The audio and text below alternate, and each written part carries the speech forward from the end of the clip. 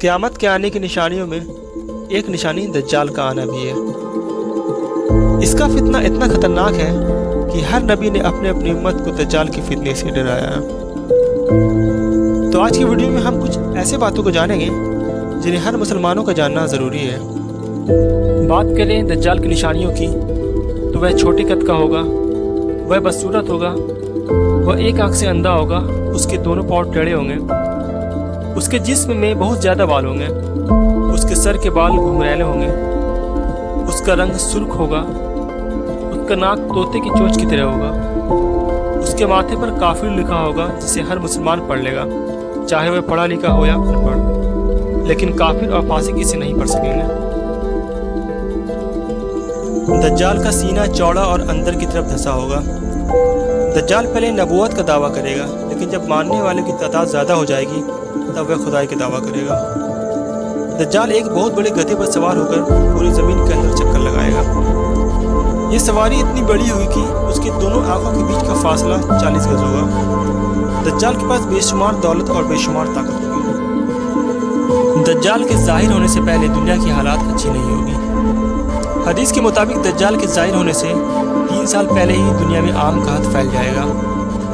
पहले साल ज़मीन 1/3 पैदावार और आसमान 1/3 बारिश रोक लेगी। दूसरे साल ज़मीन 2/3 पैदावार और आसमान 2/3 बारिश रोक लेगी। और तीसरे साल ज़मीन पूरी पैदावार और आसमान पूरी बारिश रोक लेगी। उस समय ज़्यादातर नहरों पर दज्जाल का कब्जा होगा।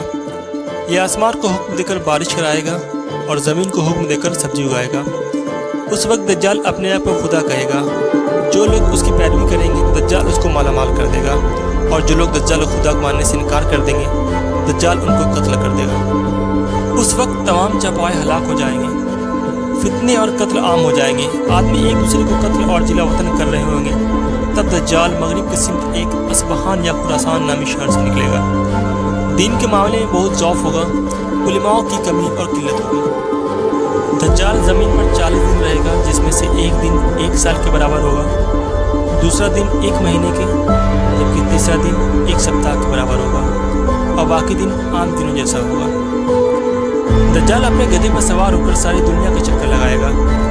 गधे का सर इतना बड़ा होगा कि दोनों कानों के बीच का फासला 40 गज के बराबर होगा, और गधे की रफ्तार का आलम यह होगा कि एक कदम उठाएगा तो 1 मील की दूरी तय करेगा।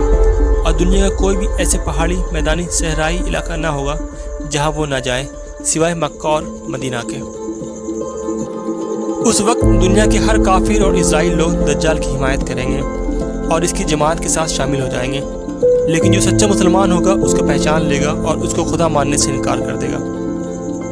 जब वह मक्का में जाने की कोशिश करेगा तब उसे मक्का जाने से रोक दिया जाएगा और वह मक्का से जलील होकर मदीना की तरफ जाएगा।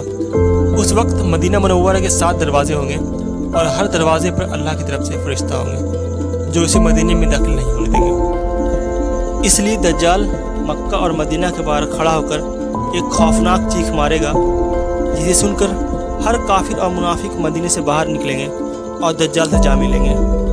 उस दिन मदीना पाक हर मुनाफिक और फासिक मर्द औरत से खालिस और पाक हो जाएगा। इसलिए उस दिन का नाम यामुल खल्लास भी है। दज्जाल के साथ 2 नहरें होंगी, जिसे एक को जन्नत और दूसरी को दोज़ख कहेगा।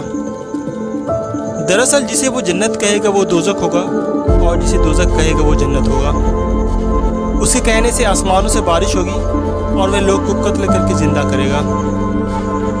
दज्जाल की फितने से परेशान होकर सभी ईमान वाले लोग दुखान नामी पहाड़ में पनाह लेंगे, लेकिन दज्जाल उनका पीछा करके उनका घेरा कर लेगा। अहले ईमान सख्त भूख और तकलीफ में मुब्तला होंगे। तब अल्लाह ईसा अलैहिस्सलाम को नाजिल फरमाएंगे। ईसा अलैहिस्सलाम को देखकर दज्जाल ऐसे घुलेगा जैसे नमक में पानी घुलता है। ईसा अलैहिस्सलाम दज्जाल को मकाम लूत पर कत्ल करेंगे और उसके पैरोकारों में से किसी एक को भी जिंदा नहीं छोड़ेंगे। बस अल्लाह से यही दुआ है कि अल्लाह हमें इस दज्जाली फितने से महफूज अता फरमाए और हमें इस दुनिया से ईमान के साथ रुखसत करें।